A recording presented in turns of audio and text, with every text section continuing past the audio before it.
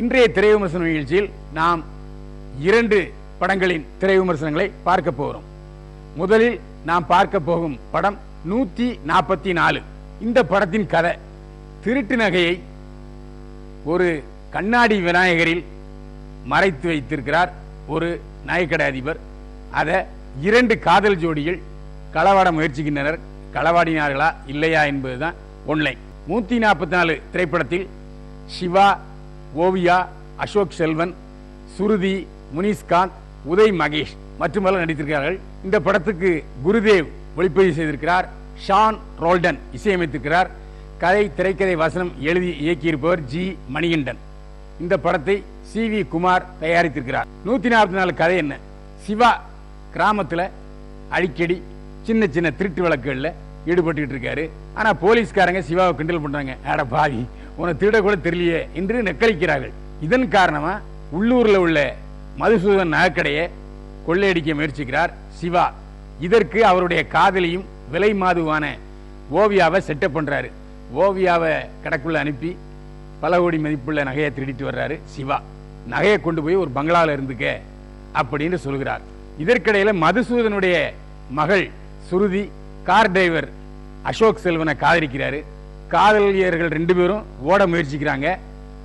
இதுக்கிடையில அந்த கண்ணாடி விநாயகர் சிலையில் இருக்கிற பல கோடி மதிப்புள்ள நகைகளுடைய பூட்டு சாவி நகையா செஞ்சு போட்டிருக்காரு மதுசூதனுடைய மகள் சுருதி. அதை எப்படியாவது திருடணுங்கிறதுக்காக நகையோட சேர்த்து சுருதி ராமகிருஷ்ணனை அந்த பங்களாவுக்கு கடத்திட்டு வர்றாரு முனிஷ்காந்த். அசோக் செல்வன், சிவா 2 பேரும் அந்த பங்களாவுக்கு வராங்க. 2 பேருடைய காதலிகளும் அங்க கட்டு போட்டு கிடக்குறாங்க. முனிஷ்காந்த் பக்கத்தில் இருக்காரு. 2 பேரும் பிளான் 4 பேரும் சேர்ந்து பிளான் பண்றாங்க. அந்த கண்ணாடி குதிரையில் உள்ள கண்ணாடி விநாயகர் சிலையில உள்ள ஒட்டுமொத்த நகைகளையும் கொள்ளையடிக்கணும்னு முயற்சி பண்றாங்க. அந்த 2 கிராமத்திலையும் 144 தடை உத்தரவு போட்டிருக்கு.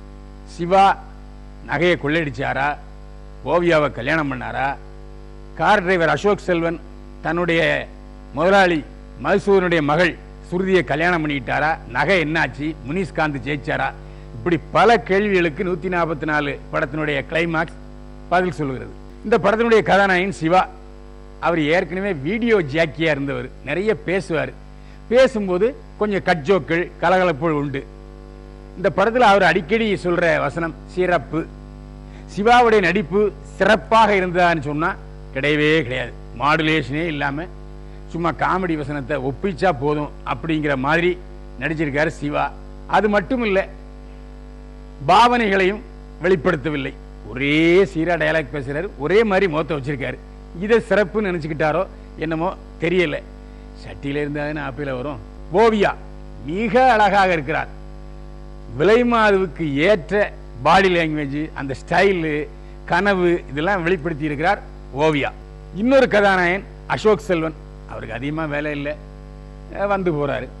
அவருடைய ஜோடியாக சுருதி, ஆம்பளையா உம்பளையானே தெரியல, பாந்தமா நடிச்சிருக்காரு.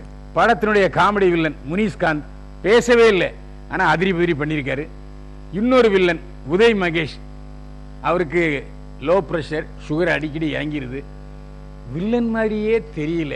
ஏன் அவரை போட்டாங்க என்னங்கிறது தெரியல. அவ்வளவுதான். குருதேவ் ஒளிப்பதிவு செய்திருக்கிறார். குருதேவின் ஒளிப்பதிவில் குறை சொல்ல முடியாது. ஷான் ரோல்டன் இசையமைத்திருக்கிறார். 2 பாட்டு நல்லா இருக்கு. பின்னணி இசையில் கூடுதலாக கவனம் செலுத்தியிருக்கலாம். கதை, திரைக்கதை, வசனம் எழுதி இயக்கியிருப்பவர் மணிகண்டன். நிறைய பாத்திரங்கள், யாரு என்ன என்ன அப்படின்னு கண்டுபிடிக்கிற முன்னால போதும் போதும் ஆயிருது. இருந்தாலும் ஆங்காங்கே நகைச்சுவை தூரல் பளிச்சென்று வெளிப்படுகிறது. அங்கங்க கலகலன்னு சிரிச்சுக்கிட்டு இருக்கும். திரைக்கதையில் கோர்வை இருந்திருக்கலாம்.